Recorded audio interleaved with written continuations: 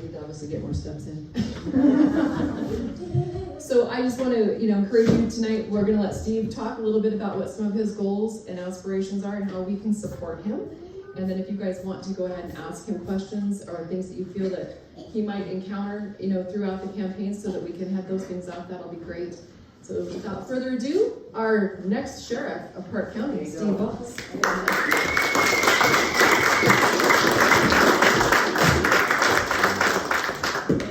Hello everyone, thank you.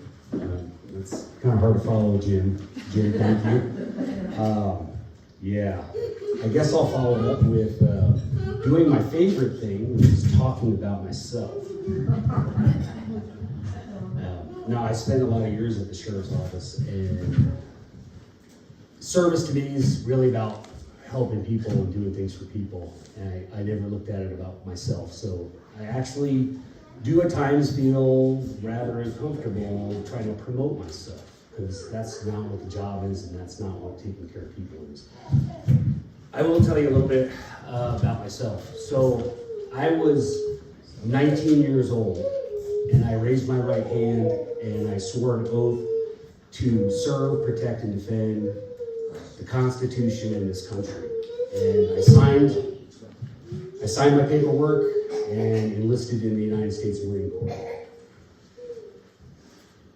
I was in the infantry. I was a marksmanship instructor.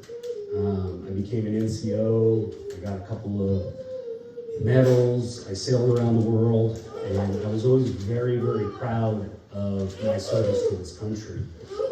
But I knew it really kind of laid out something greater as a path forward in life. This always comes to mind when I'm talking about the Marine Corps.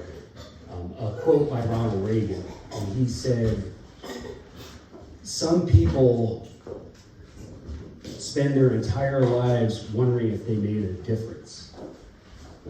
The Marines don't have that problem." And when I think about that quote, I kind of think, well, as a Marine, maybe I made a difference, but the drive as a Marine really made me think, I don't ever want to stop trying to make a difference. I served 22 years with Park County Sheriff's Office. I'm pretty proud of that. Did a lot of different things. I started out as a detention officer for a year and a half.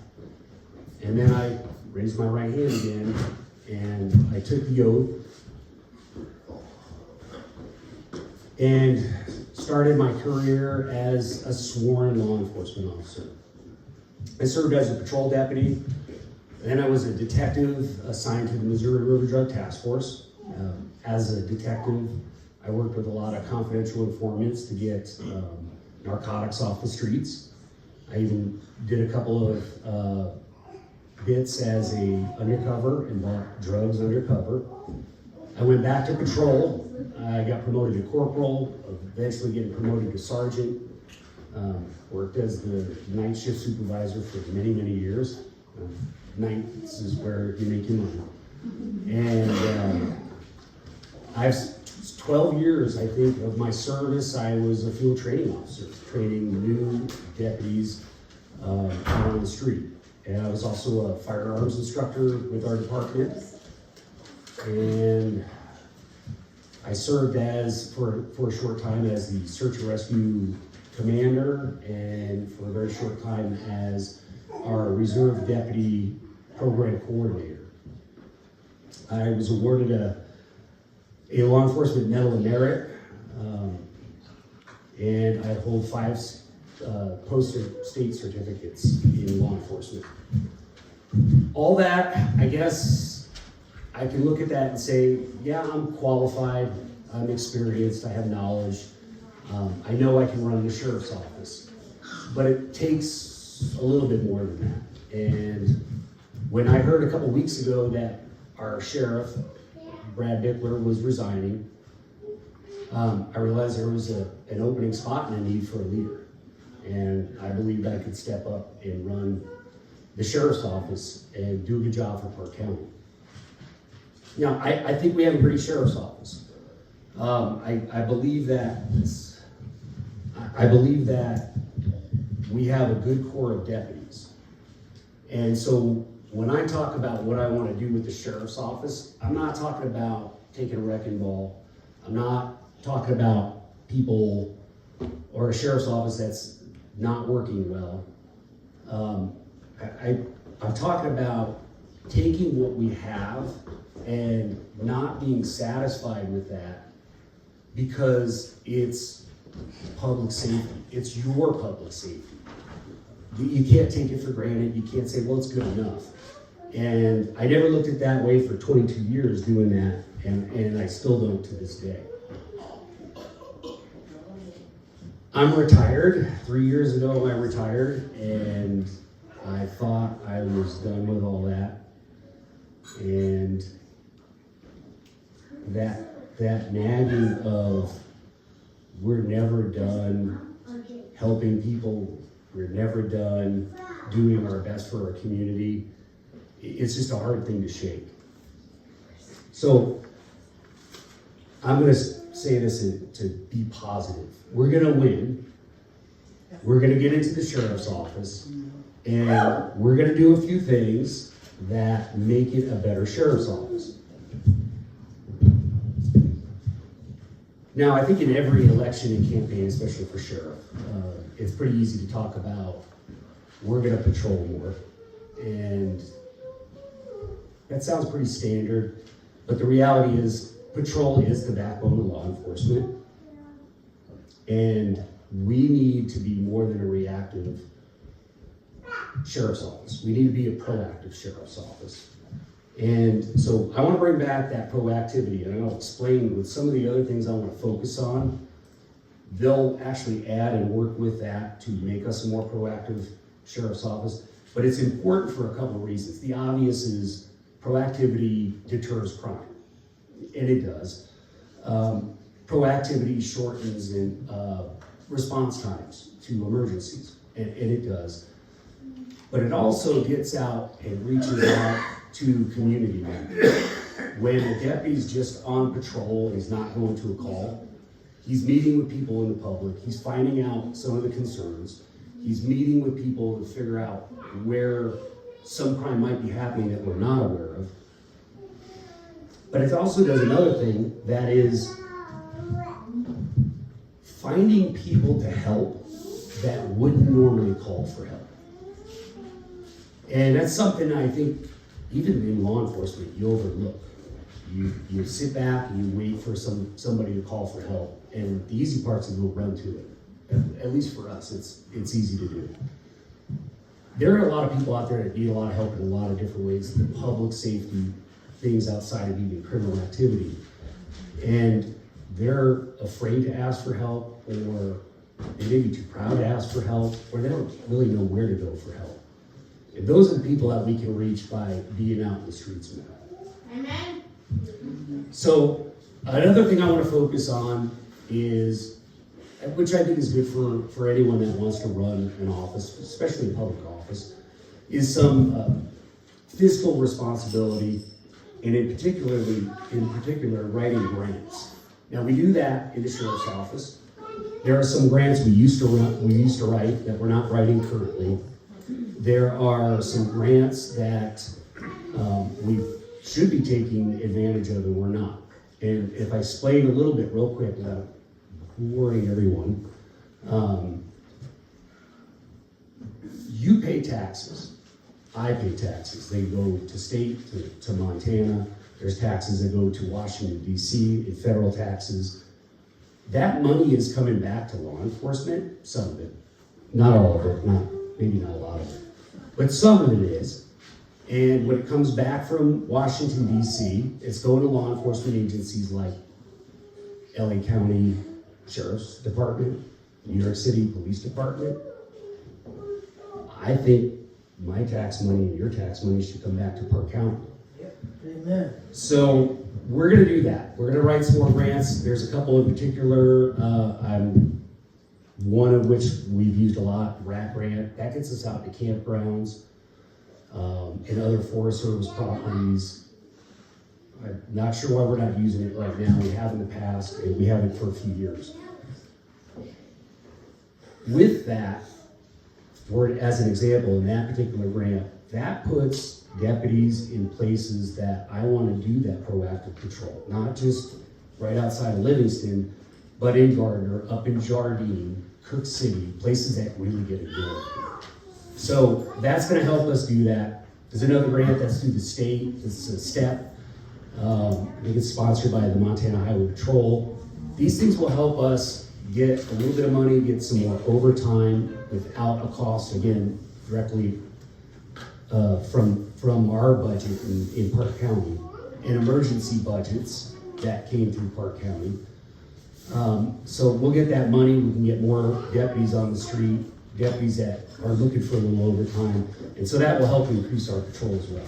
And you get some of your money back working for you.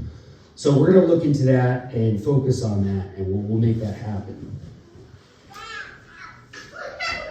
Another aspect of what we do in the sheriff's office that I want to really work on, and it's really important.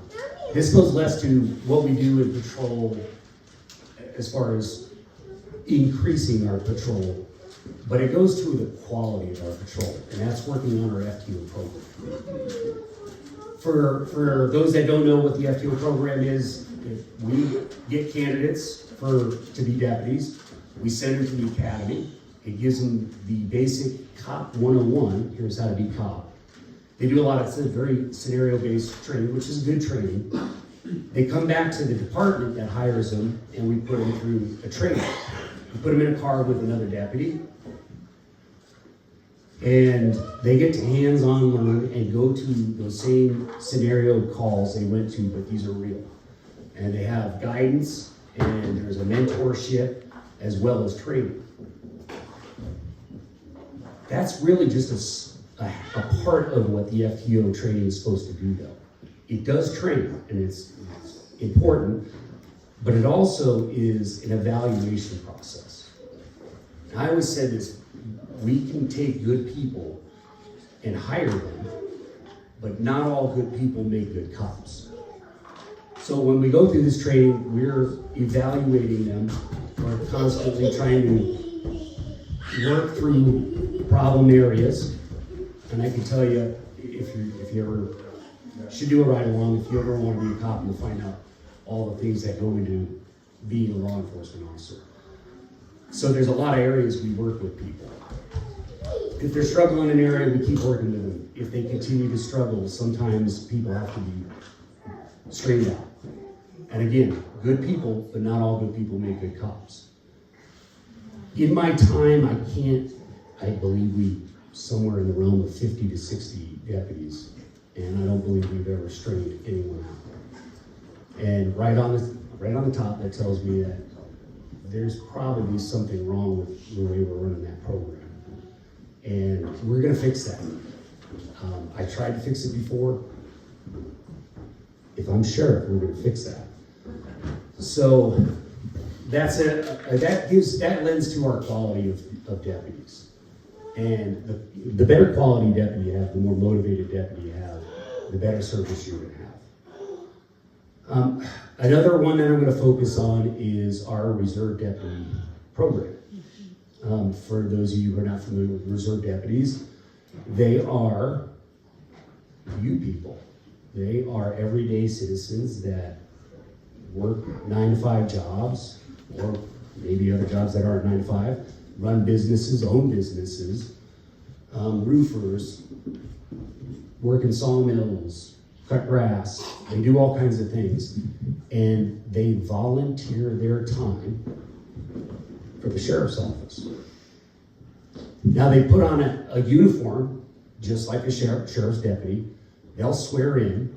They have the full powers of a deputy sheriff. Now, because of their status and their limited time, they're not quite to the level as a regular deputy. So typically what happens is they ride in a vehicle with a full-time deputy that oversees them and helps to train them and get them up to speed. This is a manpower multiplier. So when you have someone riding your car, it's one unit running to a call instead of another unit who are 50 miles away. You have 2 people in that car. This can save us and help us in our patrol. Now, they also do other things you've probably come across if you've been around during a wildfire or a flood. You've probably come across a roadblock, and a good chance that they were in the past run by a reserve deputy. So there's lots of things that we can use these deputies. Now, it's not a free program, but it's a minimal cost. When these guys volunteer, guys and gals volunteer, they are not getting paid. Now, there's still a cost to help run the program, but on the bright side is they can actually fundraise and raise some monies for equipment that doesn't come out of taxpayer money. And it's also minimal for the impact that you get. So that's a program that's actually pretty important to me. We're gonna have that from day one on the ground. We're gonna be looking into our recruitment for that and getting deputies. Now, this doesn't, I'm not gonna go on forever, but there's a lot of other concerns that people have we're going to address. Anyone that wants to talk to me about how they want to see a sheriff's office or what their concerns are in the current atmosphere, feel free to come up and talk to me. Also, we have contact info's email, you can phone. Many of you in this room have my phone number. So you just give me a call. I want to end this by saying that we have a good sheriff's office. We're not recreating things. I love the sheriff's office. I love this community. This is my family, and I mean in this room and outside these walls. I've always felt that way. It's very important to me. It's very important that people are safe. For 22 years, I took that oath that I raised my hand and swore to. I took it seriously. I believed in what I was doing. I still do. And I'm coming back to continue to be there for this community. I gotta do a couple thanks because I'm gonna wrap this up. I know I love talking in front of people and talk about myself, but I can only do it for so long.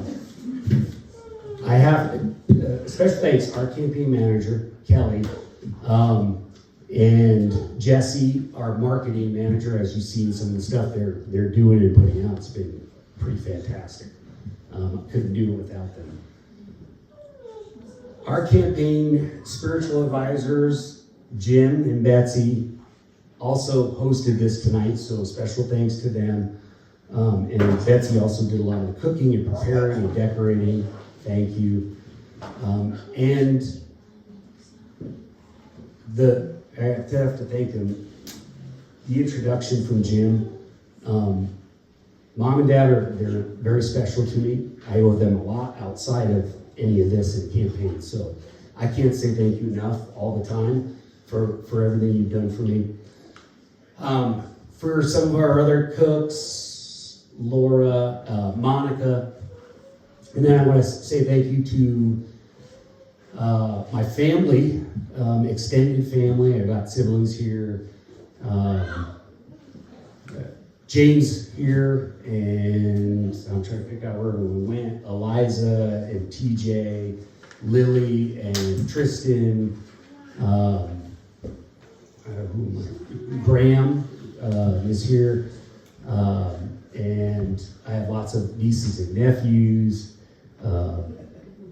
Gus, Tanner, Galen, Cooper, Rory, Theo, Gemma, and Keith.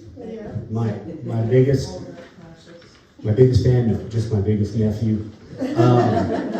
And then to my family, my children, Sam, Natanya, Coulter, Henry, Anna, who's just downstairs, not feeling well. And lastly, my campaign treasurer. I also did some cooking here. My wife, I love you, Laura. She has been fantastic and is always by my side. So that's all the thank yous, and to all of you. And I think since you're right there at the mic, a question and answer period might be relevant from the audience. okay, I got a couple. sure. Give me 1 second. So I want to finish. Thank you all for being here. This wasn't going to be necessarily question and answer. It was mingle and answer questions, but let's do it. Let's go for it. Well, I would like to know what your thought is on the jail situation here in Fort County, and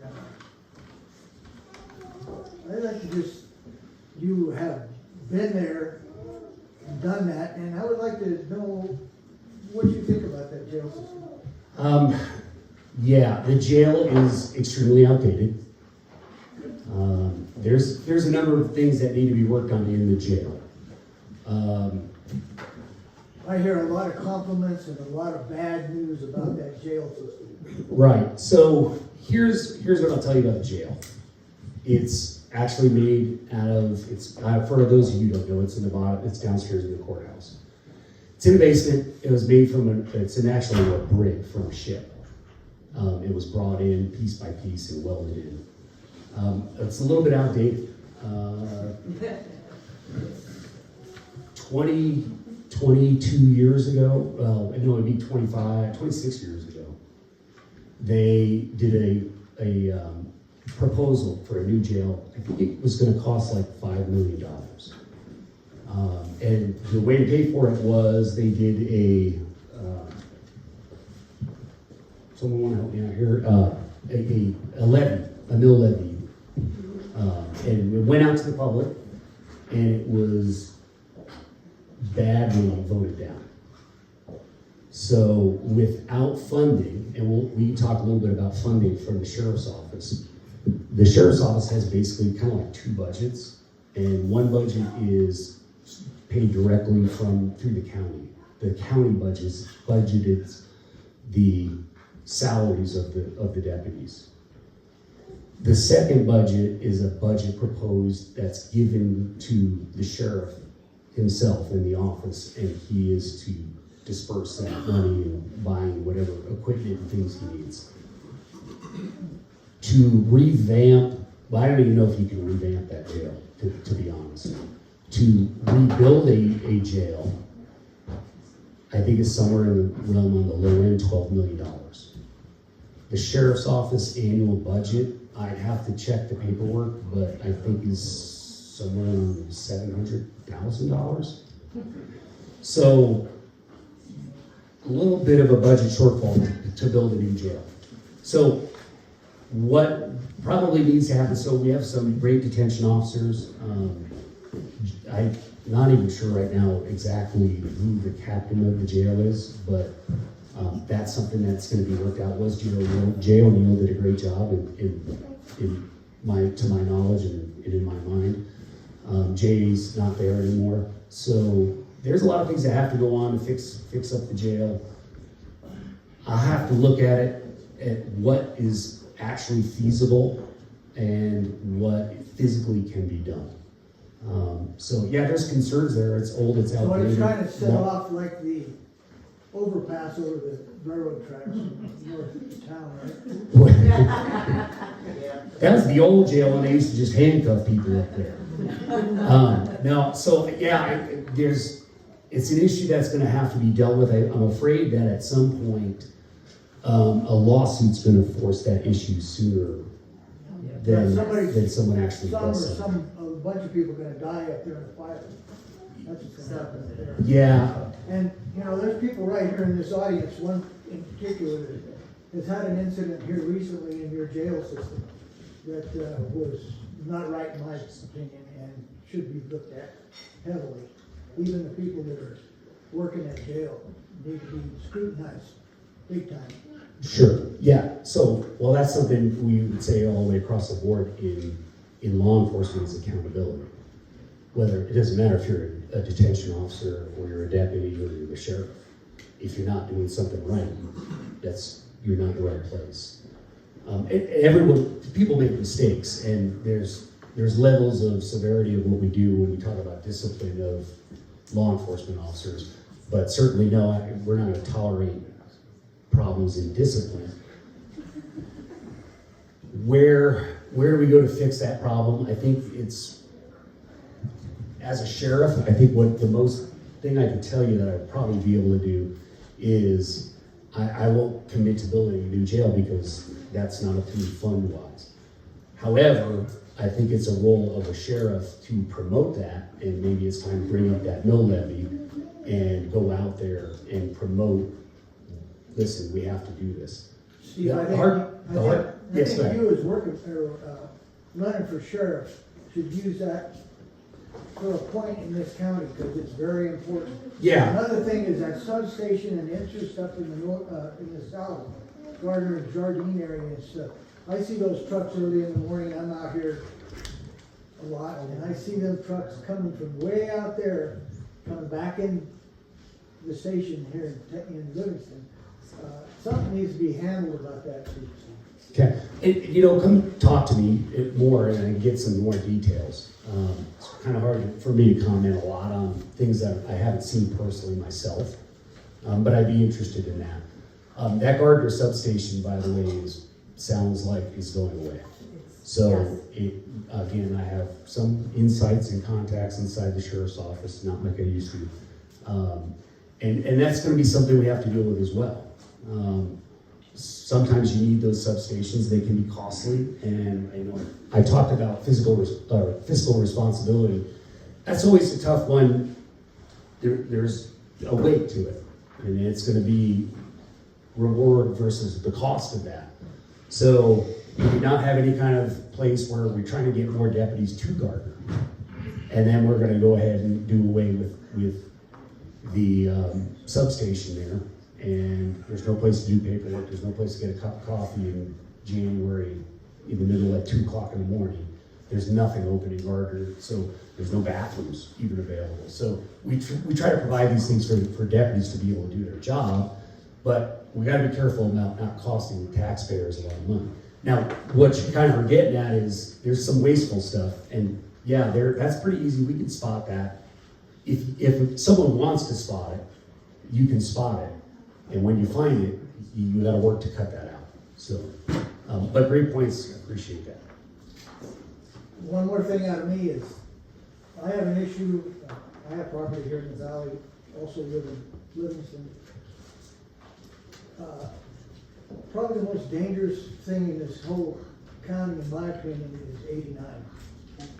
And the big problem with 89 is, during the summer season when they're having concerts at the old saloon, I stand in that populace in the parking lot there, shoulder to shoulder with hundreds of people that are drinking heavily. And every damn one of them go right back down 89 at night. And where I have a real problem with that is your sheriff officers back up their security there at that spot, and half them people are being jailed for getting back in the car. And You said half those people should be jailed for getting back in their car?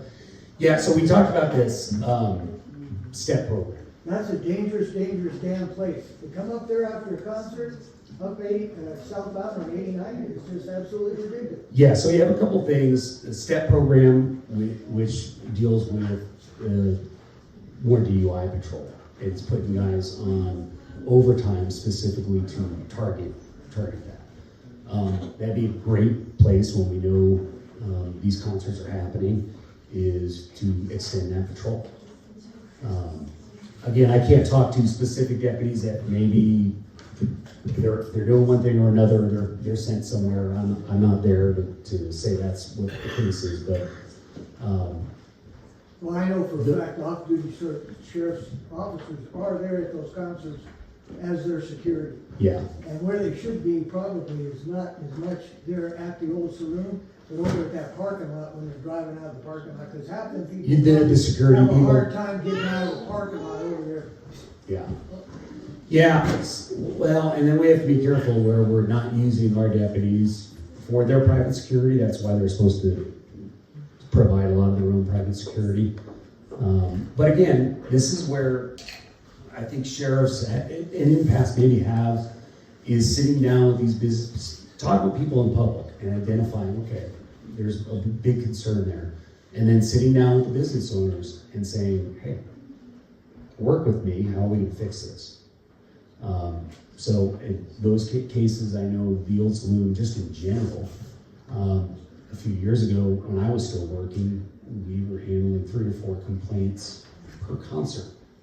Some of those were overdose, there was all kinds of things going on. That kept those deputies busy. If we're busy doing that, we're inside those crowds, you're not doing the DUI patrol. You're not dealing with any traffic. I mean, some of it's not even DUI, but it's just traffic control. You're just not. 3 deputies, 2 of them inside, helping an overdose victim. So those are things we'll kind of look at and certainly need to be addressed. That's where having more people on the ground, having more reserve deputies out there, using the step patrol to do more DUI and traffic patrolling. That's what that stuff's there for, and that's the one I was kind of alluding to earlier, is if we do these things, we can have a greater impact on that. You recently had a sign in Livingston about DUI extra patrols and stuff, and I don't know if that's city and or sheriff, but you had a lit up billboard right there on Park Street, yeah, I think that was this city. Yeah. I honestly believe that there should be at least one of those out there during those concert times, and somebody should be paying attention to what's going on right there, because we have an issue with killing a lot of animals on that highway. Right. Sooner or later, we're gonna be killing a lot of people on that highway. Well, I'll come against that. We don't want to kill any people out on our highways. But yeah, it's a good point, and you're right. And that's why I said we address those things through the bringing in that grant money. You're already paying the taxes. I don't want to raise taxes, but not that it's the sheriff's doing it, but promoting the raising of taxes. I want to promote the good use of the tax money we've already paid that can go to law enforcement that we're talking about. This goes to making you safer, making the roads safer. So we can address that, and there's probably some more strategy that goes behind that. And again, when I get into the sheriff's office, that's why I want to have this door open. I want to have these conversations. I want to have town hall meetings or just meet and greets where people can come to me and tell me, hey, I feel like this isn't working well. Then I have to go and delegate authority and find out who's taking care of some of these problems. And I think all of them are able to be addressed. I just think sometimes people don't want to address them, or they get too busy with other things and they don't address them. So we'll address those in more detail. I can't give you all the answers of exactly how we would do things till I look at all the puzzle pieces that I'm working with. So I got to get in the door. We'll look at things. I definitely know that there are things that we can move puzzle pieces around, and I just think it comes to commitment. Well, I just think that a couple of those things that I've mentioned are good campaign deals for you to talk about the people, because there's real issues here in this valley that need to be handled. Right. I'll sign you up to host a meet and greet at your house for him then. So who else? Seriously, who else? That would be a good idea. Anybody else? Questions? Yes. I guess I've got a list, but I'll wait and email it. Perfect. Long-time resident, rural person, lots of things. I guess what I want to say is, it really touched me when you said that there's people up there that are afraid to call. And I gradually became that person due to not feeling heard or issues. So I guess I'm sitting here thinking, I gotta keep some hope for having a department, law enforcement that I can communicate with. And I would feel comfortable, like I can live in peace in my home. Thank you. Yeah. It's I think something that doesn't get talked about enough in law enforcement.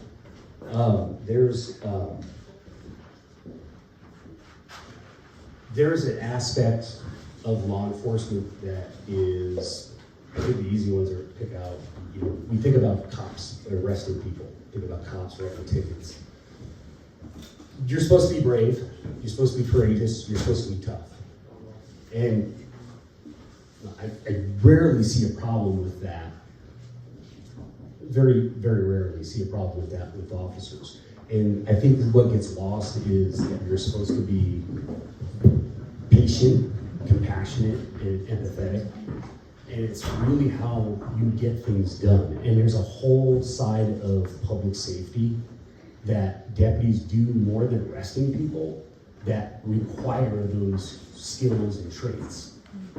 Working with DFS, working with the Battered Women's Shelter, working with other organizations, working with the mental health. We spent so much time in Park County transporting and working with mental health. And you throw all that other stuff out that cops already are or get really good at doing, and we miss that. And it is true, being proactive patrol, I don't mean going out and finding more speeders, although that's part of it. You speed, you might get a ticket. You might not, but you might. But I'm talking about being proactive and seeing people. Driving in the summertime with your window down, saying hi to people, and people coming up and giving you information about crime, or people coming up to you telling you about a problem they're having. And there is no problem.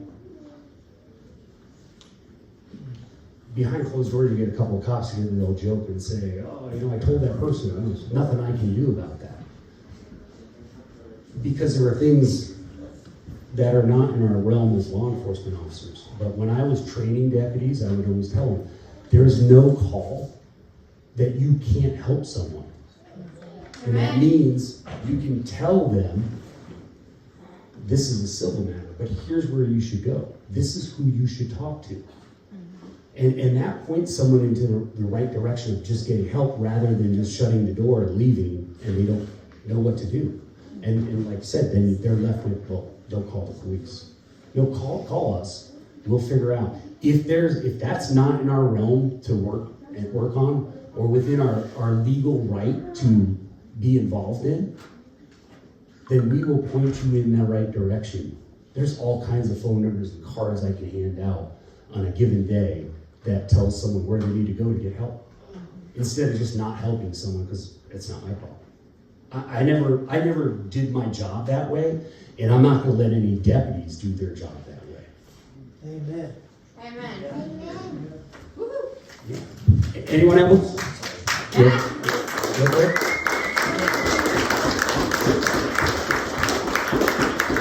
Am I supposed to yell? I should be yell vote.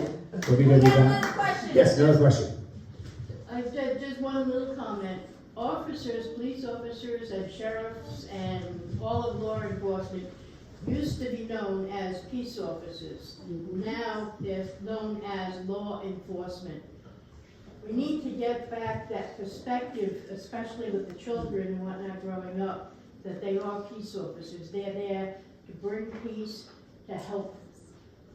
And I'm afraid that's been lost someplace over the last couple of years. We're known by a lot of names, and they reflect a lot of different perspectives on how we do our job. Law enforcement they're all tied together, but law enforcement is that part where we enforce the law. Right.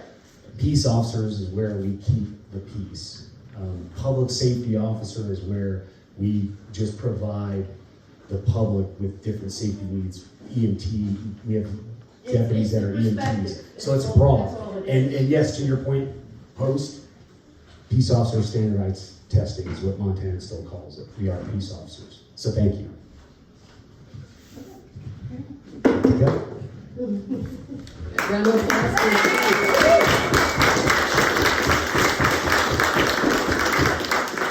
So that should give you a little snippet of what he's going to do for us, and I really feel that, Steve is a man of his word and what he's already done for us. So now what we need to do is ask how all of you can help, again, hosting something in your home. One of the things that I know, this is probably primarily, obviously, Paradise Valley here, we need, some people to help us out in Gardner, Cook City, Jardine, especially the Shields Valley, Clay Park, Wilsall. So if you guys have connections of people in any of those areas, please reach out to us so that we can set up, some house parties, a meet and greet up there in the north part of the county, because I don't want to neglect